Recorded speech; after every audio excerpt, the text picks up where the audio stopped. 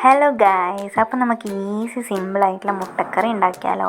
അതിന് വേണ്ടിയിട്ട് മുട്ട നമ്മൾ നല്ലോണം വേവിച്ചത് നമ്മൾ 2 കഷ്ണമാക്കിയിട്ട് അത് ഒരു ചെറുങ്ങനെ ഫ്രൈ ചെയ്തെടുക്കണം. അതിന് വേണ്ടിയിട്ട് കുറച്ച് മുളക് പൊടിയും കുറച്ച് കുരുമുളകും ഈ എണ്ണയിൽ ഇട്ടിട്ട് കുറച്ചിങ്ങനെ പൊരിച്ചെടുക്കുന്നുണ്ട്. അതിന് വേറെ തന്നെ ടേസ്റ്റ് ആയിരിക്കും. അപ്പോൾ അത് 2 ഭാഗം മറിച്ചിട്ടിട്ട് അങ്ങോട്ടും ഇങ്ങോട്ടും ഡീപ്പ് ഫ്രൈ ആയിട്ട് എടുക്കുക. എന്നിട്ട് അത് നമ്മൾ വേറെ ഒരു പ്ലേറ്റിലേക്ക് മാറ്റി വെക്കണം. ഇനി നമ്മൾ ഈ ഫ്രൈ ചെയ്ത് വെച്ച പാനിൽ തന്നെയാണ് കുറച്ച് എണ്ണ ഒഴിച്ചിട്ട് അതിൽ നമ്മൾ വെളുത്തുള്ളിയും ഇഞ്ചിയും കൂടി ഇടുക. ഒരു 5-6 അല്ലി വെളുത്തുള്ളിയും പിന്നെ ഒരു കഷ്ണം ഇഞ്ചിയും കൂടി എടുത്തിട്ട് അതും നല്ലോണം ഇട്ടിട്ട് നമ്മൾ ഇളക്കിയെടുക്കാം.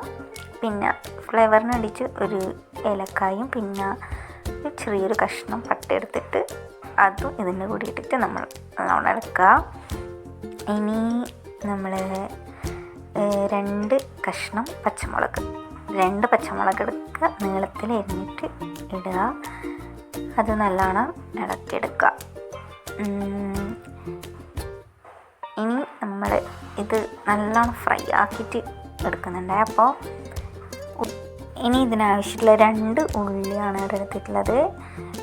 പിന്നെ 2 ഉള്ളി 2-3 എടുക്കാം. അപ്പോൾ അത് നീളത്തിൽ എരിഞ്ഞിട്ടുള്ളതാണ്. അതിട്ടിട്ട് അത് ഇങ്ങനെ വഴറ്റാൻ ആവശ്യമുള്ള കുറച്ച് ഉപ്പ് ഇട്ടിട്ട് നല്ലോണം ഇളക്കി കൊടുക്കുക.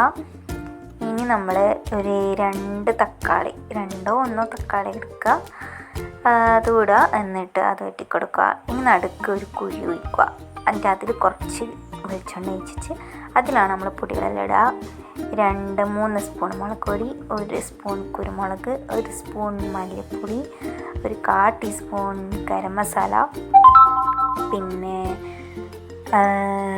വേറെന്താ, ഇതൊക്കെ ഇട്ടിട്ടാണ് നമ്മൾ നല്ലോണം ഇളക്കുന്നത്.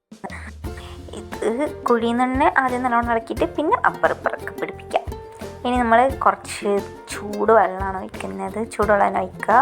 വേവാൻ ആവശ്യമായിട്ടുള്ള ചൂടുവെള്ളം ഇട്ടത് ഹൈ ഫ്ലെയിമിൽ തന്നെ ഇട്ടിട്ട് തിളപ്പിക്കുക വേവുന്നേരെ. ഇനി നമ്മൾ കുറച്ച് തേങ്ങാപ്പാലും കൂടി ഒഴിക്കുന്നുണ്ട് ലാസ്റ്റ്. തേങ്ങാപ്പാലിട്ടാൽ നമ്മൾ ലോ ഫ്ലെയിം ആക്കുക. എന്നിട്ട് അതും നല്ലോണം ഇളക്കി കൊടുക്കുക. ഇനി നമ്മൾ ലാസ്റ്റ് കുറച്ച് കുരുമുളക് പൊടി ഒഴിക്കുക. കുറച്ച് എരിവ് നല്ലോണം വേണമെങ്കിൽ നല്ലോണം ഇട്ട് കൊടുക്കുക. പിന്നെ അപ്പോൾ കുരുമുളക് പൊടി ഇട്ട് ഇനി നമ്മൾ ലാസ്റ്റ് ഫ്രൈ ചെയ്ത് മാറ്റി വെച്ച് മുട്ട ഇട്ട് കൊടുക്കുക. മുട്ട ഇട്ടതിന് ശേഷം നമ്മൾ അങ്ങനെ വലുതായിട്ട് നടക്കാൻ പാടില്ല. അപ്പോൾ നമ്മുടെ മുട്ട ഫ്രൈ കറി റെഡി.